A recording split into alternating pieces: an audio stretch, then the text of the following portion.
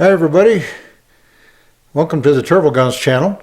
I'm your Rodelmeister Rob Young, and what am I doing? Well, I'll tell you. I just got the new Belagschienen, and so I need a place to put them on and test them. So I just don't need the rollers in the middle of winter. So instead of having a rolling rodel, we're going to have a new running surface on the this is a Torggler Sportrodel S, 115 centimeter, and I'm sure you didn't want to watch me take off all of these. That's not exactly entertaining, but what I do want to pass along is the following. It only takes two 10mm wrenches to do the job, and what I strongly suggest is that when you take them off, number one, I don't know if you do this as a matter of practice, but when you have bolts like this, I tend to reassemble the bolts so that you don't lose critical parts. That's one thing.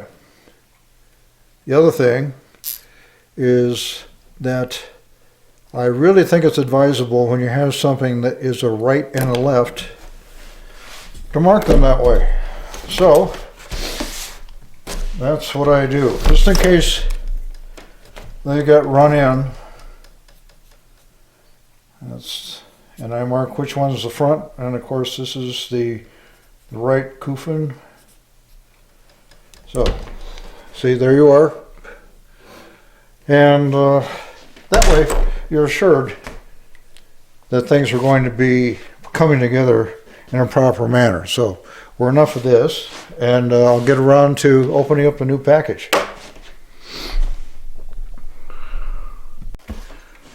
Just to back up what I've said and how to order a rodel, I thought I'd give you the turnaround time on ordering the Belagschienen here. It took, from the time they sent me an answer, it took 17 days to come to my door. That's all. I mean, it's, you know, you're not going to get it tomorrow. They answered my original inquiry within 48 hours, which is pretty darn good. The total price in USD is $280 for this. And that includes shipping, VAT, all that stuff. That's it. So might as well tear into it and see what we've got. Here, you get a rough idea of what's going on. There they are. And actually the packaging is quite functional. Let's see. I've done the same on sending some of my, something big I have to send back to a company. I'll do the same thing. You use what you have around. There you are. Honest to goodness, Belagschienen. And the thing I also appreciate about Torggler is that they don't try to give a fancy, impressive name to it. Like some guy said, SR71. Really? Seriously? Torggler just, when you're talking about these to Torggler, they say, "Oh, you mean the Racing Belagschienen?" I said, "Yeah, that's it." They're not interested in getting crazy about fancy names. They're just interested about a product that works. Now, I am really curious about it. As you can see, they are just like little miniature skis with bolts. And that seems to be the trend right now. That's why I bought them, because I wanted to see what the fuss was about. and I'm sure these will be faster than my stainless steel. In fact, speaking of stainless steel, I'll put the two side by side, and then we'll get things mounted and test it. Now you can see the difference is quite obvious. The Belagschienen stainless steel, there you are. Obviously the stainless steel can take a heck of a lot more abuse than the Belagschienen can. The black surface here, that's the plastic. It's nothing more than ultra high molecular weight polyethylene, PTEX often called. Black, I'm going to make the assumption, and it's probably reasonably accurate, that that's an addition of carbon. It makes it more durable. It should be able to hold wax better than the stainless steel, theoretically. Theoretically.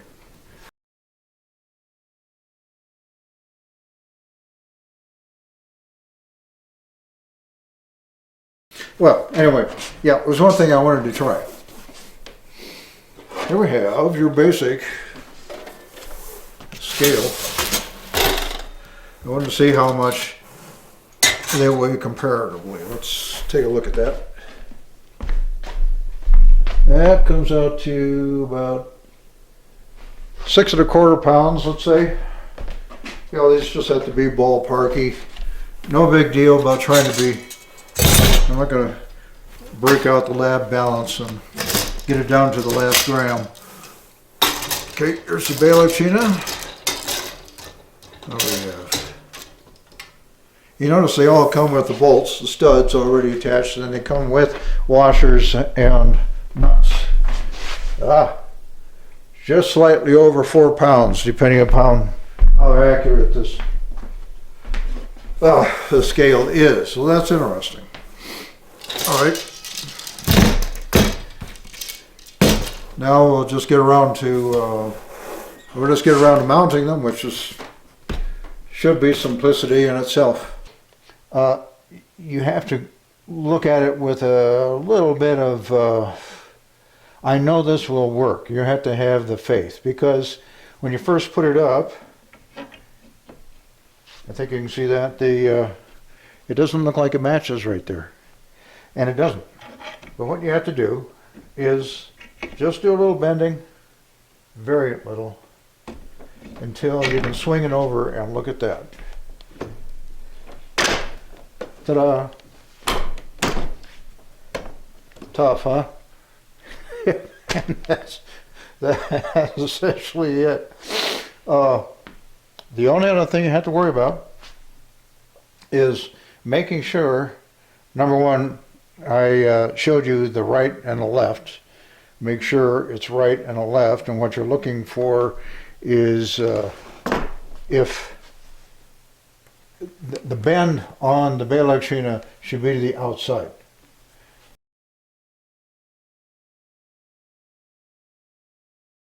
You want to make sure that there's a very modest toe end, meaning the front end should be slightly toward the inside, very slightly.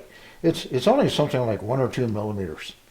And so long as you pay attention to that, you won't have any problem. Where I measure is right at the bridges. That's the bridge, right there's the bridge there. I just take a look at the differences there. By the way, before I do take it out to test it, I definitely going to put a coat of wax on it. All right, how did the Belagschienen perform?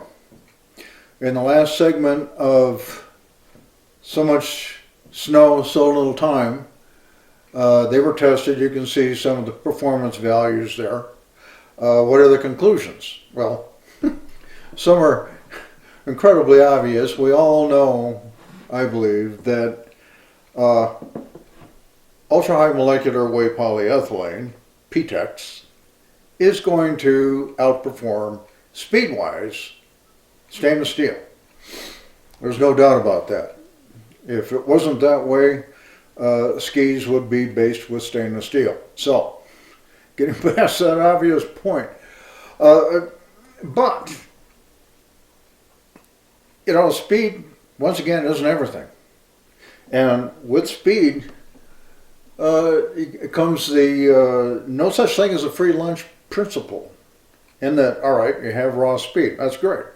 But controlled raw speed is what you really want. At least I want it. Maybe you don't.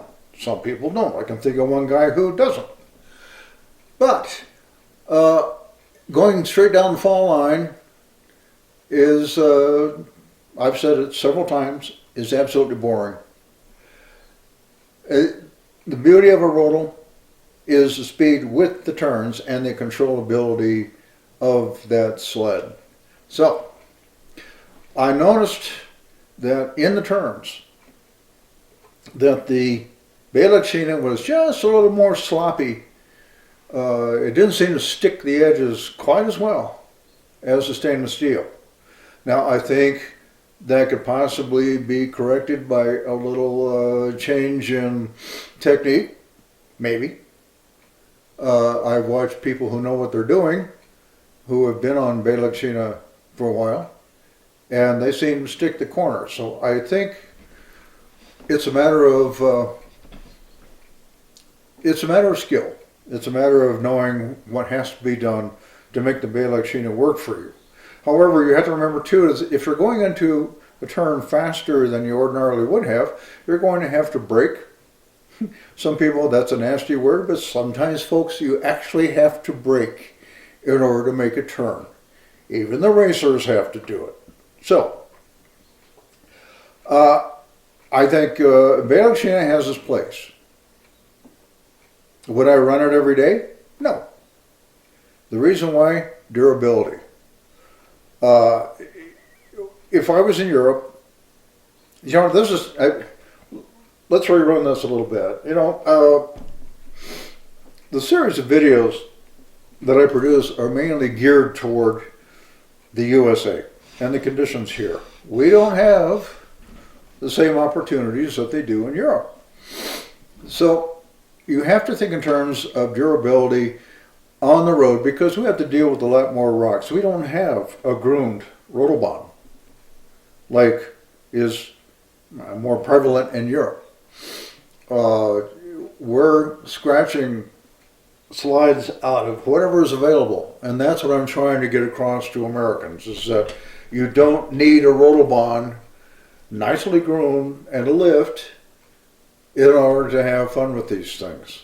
So, you have to, let's say, what can I say? You've got to tune your rodel, and you have to have expectations of your rodel that match the terrain that's available here. That's why I suggest stainless steel, once again, because stainless steel can take a lot of abuse. It's very, very forgiving in the corners. I mean, when you set that edge, you're going to turn. I noticed at the Belagschienen, it's not quite like that. I think, I'm just making a guess right now because I haven't been on Belagschienen very long. I think it takes a bit more finesse. I see people who are starting out with Belagschienen, one guy in particular, who went over to Europe and took some of the more interesting routes over there on the rodelbahns. And I never saw so many windrow side slapping ever. That's because he couldn't control it. Whereas you have people who go right by him with the same thing, with the same Belagschienen, the same sled, and they're doing just fine. And they leave him in the dust. So it's a matter of skill. And you have to realize, just because you have the Belagschienen, it doesn't mean you're going to be the fastest thing on the hill. If you can't make the turns, you're not going to be fast. So, once again, here in the U.S., I strongly suggest, if you're starting out, go with the stainless steel. It's a racing stainless steel, folks. It's not high carbon steel. You know, stainless steel, with molybdenum and chrome and all those other goodies in there that make it super hard. And it's they're wonderful. Even there, sorry, my nose itches. I read forums a lot. Yeah, I do. I read forums a lot. German forums, German speaker forums, I should say. And I watch what the guys are discussing. And they're not 100% convinced to go entirely one way or the other. For them, it's certain conditions, they want stainless steel. Other conditions, they want the Belagschienen. I totally agree with that assessment. So here, I still say, if you're starting out with a Rodel, go the route of stainless steel. And that way you can take your mind off of possibly ruining the plastic and having to get out the P-Tech stick and learn how to fill in the holes that you've made or scrapes. If you've done that for downhill skis, you know what I'm talking about. It's a pain in the rump, and they don't always stay forever. Sometimes they just pop back out. It's a nuisance. It's a nuisance. Belagschienen definitely holds wax better. We all know that. And people will say, you don't have to wax them. No, you don't have to wax them. You don't have to wax anything if you don't want to. You can take the running surface off of your Rodel and run on the wood if you want to. But certain things are just not smart to do. And one of them is, if you have a Rodel and you want it to work to its max, you're going to wind up waxing. It's not that hard. It doesn't take that long. When you get good at it, which doesn't take long, 15 minutes of your time, you're done. So, the Belagschienen was cool. I enjoyed it. So long as I know I have absolutely nothing but snow underneath the Kufen, by golly, I'll take out the Belagschienen. But there's another thing I have to add to this bit of a ramble here, is that I have to consider, I'm a bit of a techno-weenie. Like I said, I'm not a bit of a techno-weenie, I'm a techno-weenie. And it's probably because I'm a scientist. And scientists tend to be that way. At least this one does. And my Rodel, is even stainless steel, is almost always faster than anybody else's. Why? Because I take care of it. Most people just want to jump on it and go. I think that's great. Jump on it and go. Makes you happy. That's the way it should be. That's what rodeling is about. For me, I like efficiency. So, the most efficiency I can get out of it means I wax it. And if I blow the wax, it's not very efficient. So, I mean, you win some, you lose some.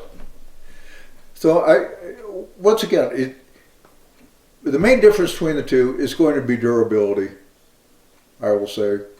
Speed, durability. I would not, and once again, I do not advise anyone here in the USA to start out with a Belagschienen. It takes more finesse. I mean, it'll come back and give you a good reward. It'll give you speed. It'll give you fast turns, and so forth. But when you're just trying to turn, when you want, you should get the feeling you're at one with your machine. Like you're going to just, when I want to turn here, and this is how I want to turn it. When you get to that point, and you're really good at reading snow, then go to the Belagschienen if you want. But once again, speed isn't everything. I mean, if you're going to talk raw speed, I've had the stainless steel up to 60 miles an hour, give or take a little. It's not difficult right here where I live to reach 50 miles an hour. But that's not the point. I mean, the roads here basically force you into it because there's a long segment. That's all you have is speed in your favor. And so the fun part is actually at the bottom of the hill where there's a real snappy turn to the west. And it's nice to have all that speed when you get there because then you have the challenge of making the turn and trying to carry as much speed with you as you can. So You know, it's speed is not the thing, unless you want it to be. And don't blame me if you get bored. And going out on a rodel, I hate to use a brand name, but going out on a rodel is not meant to be a Red Bull moment every time you go out. As far as I'm concerned, most Red Bull moments are all on a bull. It's not for your basic guy that I'm trying to, and woman, obviously. You see Karen out there having a good time. And she's just a little lady. She's only 5'2". So, I say the whole point in all of this is that I'm trying to explain to Americans that there's something better than slide and scream. In other words, tubing, for instance. You got to be kidding me. If you really, really want to have fun, I strongly suggest getting out there on a rodel. That's why I put up these videos. Been doing it for over 10 years now. I'm here to help. Anybody wants to know about this stuff? Just send me an email, make a comment. I'll listen, and I'll answer your questions if I can. So far I haven't had one that I haven't been able to answer. So, that's it. And from here up in the big holes, happy rodeling.